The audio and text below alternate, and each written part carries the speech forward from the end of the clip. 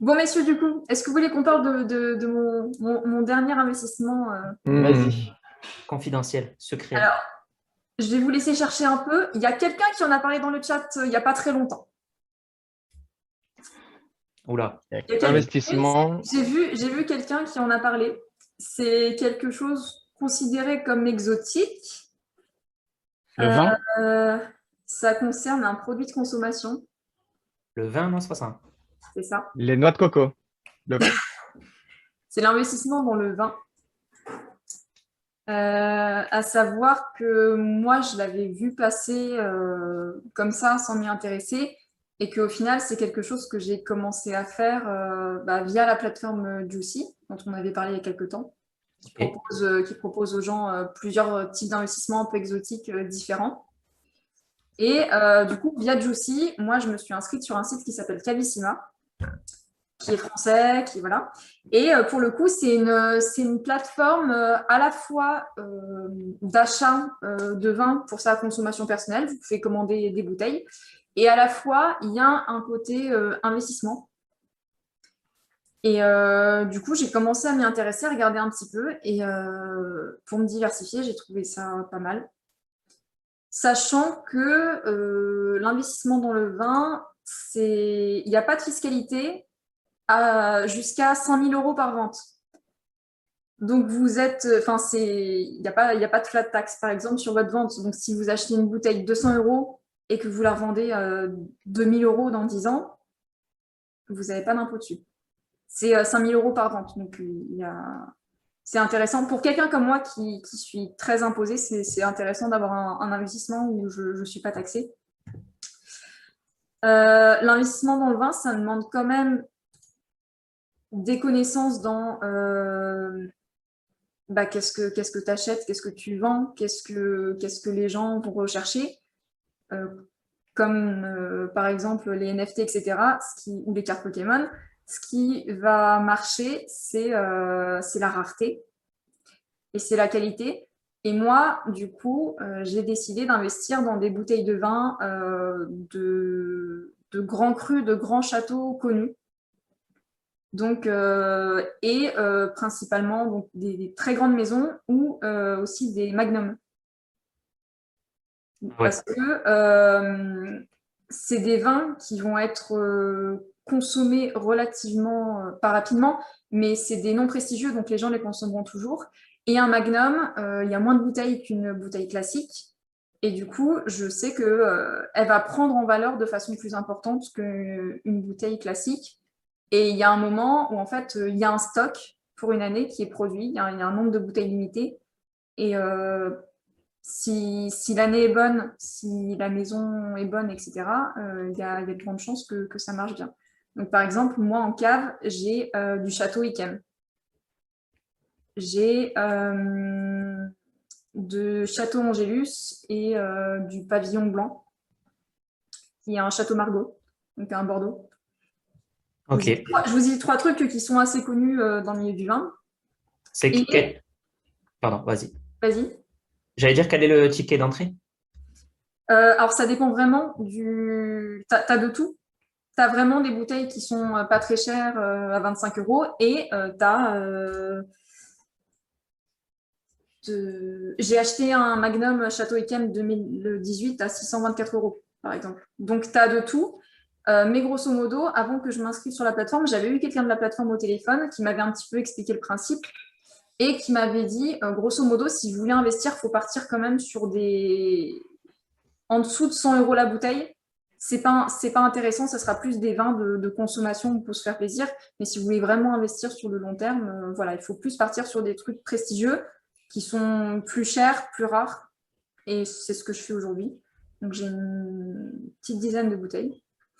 Et Ok. soit on décide d'acheter une bouteille qui existe déjà, soit on achète des bouteilles en primeur qui sont en fait des vins qui ne sont pas encore sortis du domaine. Donc, qui sont encore en vieillissement dans les fûts de chêne et qui ne sont pas encore en bouteille, par exemple.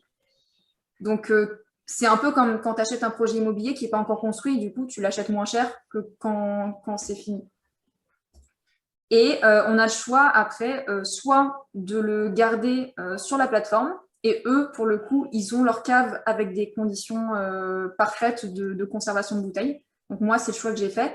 Ça coûte 50 centimes par bouteille par mois de conserver une bouteille chez Cavissima. Donc c'est un petit peu les frais qu'on a. Ou on peut choisir de récupérer la bouteille et la livrer à domicile. Et après, c'est à moi de la garder chez moi et tout. Donc pour de l'investissement, je préfère la garder dans un endroit où je sais qu'ils vont quand même bien la conserver. Ouais. Et du coup, pour les critères de décision, il y a un index. Alors, ils ont une espèce de petit système qui s'appelle Wine Decider. Donc, je vous présente vite fait la plateforme, comment ça fonctionne. Et qui donne un petit peu la corrélation entre la qualité du vin de telle année, le prix de vente constaté sur le marché, et il s'appuie sur des notations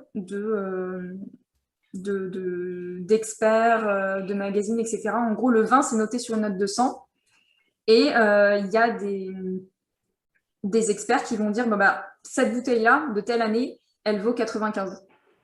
Cette bouteille-là, de telle année, elle vaut 85, parce que peut-être qu'elle était moins bonne telle année. Et du coup, il y a les courbes où on voit un petit peu l'évolution du prix moyen des bouteilles de chaque année.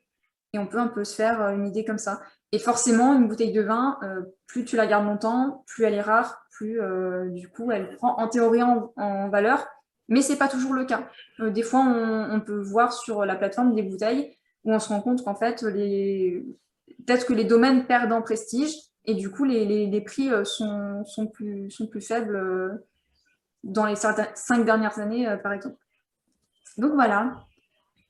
Donc, Mais du coup, ta bouteille à 600 euros, tu la garderais pas pour fêter les 10 000 abonnés sur la chaîne? Et on se l'ouvre ensemble? moi j'ai un biais psychologique qui fait que même si aujourd'hui je gagne relativement bien ma vie et tout, j'ai vraiment du mal à dépenser de l'argent dans des trucs très chers pour moi. J'en parlais il y a pas très longtemps avec des copains, je dis moi une nuit d'hôtel à 200 euros, ça m'embête. Et boire une bouteille à 600 euros, ça m'embête. Je préfère acheter la bouteille à 50 et la nuit d'hôtel à 90. Donc non, pour le coup, voilà. Et j'ai commencé il y a à peu près environ un an, je ne sais plus exactement quand. Et là, pour l'instant, donc c'est de la plus-value latente, on va dire, parce que c'est des bouteilles que moi, à un moment, je vais devoir mettre en vente sur la plateforme. Je pourrais fixer mon prix et après, à voir si ça part ou pas. Il y a un prix moyen sur le marché qui est connu. Je peux décider de la vendre un peu plus cher ou un peu moins cher. C'est un peu comme la bourse. Ouais. Et actuellement, ils me disent que j'ai une plus-value latente par rapport au prix constaté qui est de 11,5% sur mes bouteilles. Dont certaines, je ne les ai pas encore, mais voilà. Donc, pareil, ça, c'est du moyen long terme. Donc, je pense que mes bouteilles, je vais les garder au moins 5 ans. Sachant également qu'il y a plein d'indications du type telle bouteille de tel domaine, elle va être bonne à consommer entre telle date et telle date. Donc, par exemple, ma bouteille, mon Magnum de Château Yquem, si je clique dessus. Mon Magnum de Château. Mon Magnum de Château Yquem, excusez-moi. Donc, sur leur petit logiciel, là, ils disent qu'ils ont produit cette année-là 110 000 bouteilles. Et la bouteille sera meilleure après l'année 2026 et sera, mais par contre, avant 2050. Il faudrait la consommer. Voilà, donc. Ouais. Tu as quand même une marge. Tu dois la vendre par là, quoi. Et pour le coup, quand je regarde les notations, donc il y a Parker qui lui donne 98, Wine Spectator 96, James Suckling 97, Vinos 92. Et j'ai un graphique avec les prix des bouteilles par année. Par exemple, une bouteille de 2015 équivalente, en 2017, valait aux alentours des 700 euros et aujourd'hui vaut aux alentours des 850 euros. Et okay. Après, encore une fois, le graphique qui compare le prix moyen de la bouteille et la note, donc la qualité du vin, entre guillemets. Donc voilà, je trouve que c'est un domaine qui est vachement intéressant. Faut s'y pencher un petit peu aussi. Mm. Mais pour le coup, avec 1000 euros, tu as moyen de te payer peut-être 3 bouteilles à 300 euros. Faut pas mal chercher et tout. Mais je pense que ça peut être très intéressant aussi s'il y a des gens qui sont intéressés par ce domaine-là. Donc Ok, voilà. Et, tu peux et rappeler sur le la- nom du site? C'est Cavissima. Cavissima, d'accord. Cavissima, je crois que c'est français. C'est français, ouais. Je ne sais pas si tu l'as dit, mais il y a des frais de transaction quand tu la vends, la bouteille, de 9 à 10%, je crois. Donc, pour l'instant, si tu la vendais, pour l'instant, tu n'as pas encore fait de plus-value. Tu es pile poil, quoi. Si tu as fait une plus-value de 10%, c'est ça, hein? Ouais. Voilà, donc il faudra retrancher les frais quand tu vends. Mais si tu la gardes sur 10 ans, tu la vends en 2030, tu verras ta plus-value à ce moment-là. Et Cavissima, et il y a aussi U-Wine Oui, qui existe, que je connais, enfin, de nom. c'est des Bordelais. C'est ouais. Et ouais, donc c'est des Français, je crois aussi, qui font ça. Je suis pas sûr. Mais ouais, Cavissima, ouais, je crois que c'est le plus connu en France, en tout cas. Ouais. Et du coup, Je- là, par exemple, pour la petite dizaine de bouteilles que j'ai, je vous ai dit n'importe quoi, mais j'ai 1,23 € par mois de frais de stockage. Voilà, actuellement. Toutes Pour tes la bouteille à bouteilles. 600. Comment? La bouteille à 600? Non, sur toutes mes bouteilles, actuellement j'ai Ah, 1,23 €, mais c'est aussi parce que j'ai des bouteilles justement qui sont en primeur et qui ne sont pas encore arrivées dans la cave de Cavissima. d'accord, ok. Je pense que ça va augmenter un peu dans quelques temps, mais voilà, c'est quelque chose que je suis prête à faire. D'accord.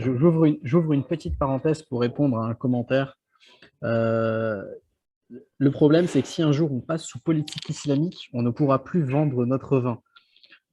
Pour répondre à ce commentaire, au contraire, si un jour il y a une politique islamique en France, ça sera une mine d'or pour le vin parce qu'il y aura désormais un marché noir et ça vaudra 100 à 1000 fois plus. Donc, c'est ce qui s'est passé pendant la période de prohibition aux États-Unis quand ils ont interdit l'alcool. Il y a eu un marché noir, il n'y a pas du tout eu d'arrêt de consommation d'alcool, il y a eu un marché noir et les prix ont juste explosé. Une des raisons pour laquelle ça a d'ailleurs été rétabli juste après, parce qu'il y avait tellement d'argent qui n'était plus taxé du coup, qu'ils ont préféré réintroduire l'alcool. Donc non, ce n'est pas une crainte selon moi. Tu deviens un hors-la-loi à ce moment-là, quand même. Ouais, mais bon, je peux quand même la revendre avec une grosse avec le marché noir. On voit le profil risque encore de Seb. Du coup, je vais me renseigner pour voir si on a l'équivalent en Belgique avec les bières, hein. Je vais voir si ça peut Ah fonctionner. ouais, ça doit. Investir dans des brasseries belges. Il y a Majax 92 là qui disait il y a beaucoup d'arnaques dans les spiritueux, pas confiance. Bah, pour le coup, Cavissima et Yuan, c'est pas des arnaques, enfin, c'est des vraies entreprises, encore une fois. Ouais, je crois que c'est agréé par l'AMF. Ouais, là, pour le coup, il n'y a pas de souci. Enfin, c'est même, comme je disais, une plateforme de vente de vin normal si tu vas acheter ton vin sur Internet, des trucs un peu sympas. Ouais, je crois qu'ils doivent être agréés, donc il faut descendre tout en bas. Normalement, il y a marqué agréé par l'AMF. Déjà, si sur votre plateforme, il n'y a pas marqué ça et que c'est français, méfiez-vous peut-être.